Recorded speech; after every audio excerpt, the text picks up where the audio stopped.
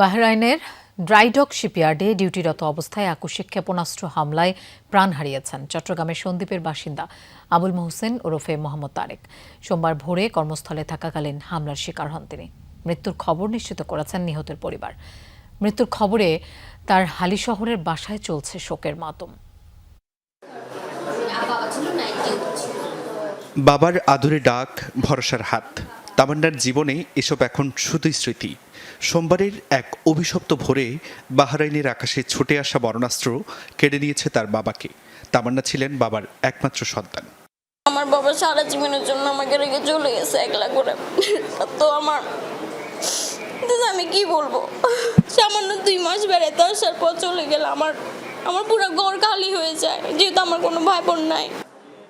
পরিবারের একমাত্র উপার্জনক্ষম ব্যক্তিকে হারিয়ে পুরো পরিবার জুড়ে এখন নেমে এসেছে অন্ধকার। 27 বছর প্রবাসে থেকে যে মানুষটি সংসারের হাল ধরেছিলেন, তার এমন মৃত্যুতে স্তব্ধ স্বজন ও প্রতিবেশীরা।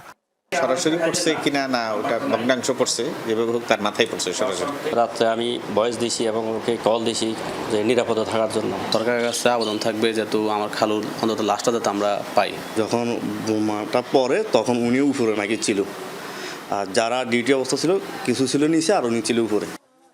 তারেকের এমন করুণ পরিণতি মেনে নিতে পারছে না কেউই। শোক ছড়িয়েছে পুরো এলাকা জুড়ে। অবশ্যই খারাপ লাগতেছে, পার্শ্ববর্তী ছিলাম, আমরা তো এই বাসায় আছি 1.5 বছর ধরে। জিনিসটা শুনে অনেক খারাপ লাগলো। অনেক ভালো মানুষ ছিল। আজকে আমাদের এলাকায় অনেক বছর আজকে ওরা।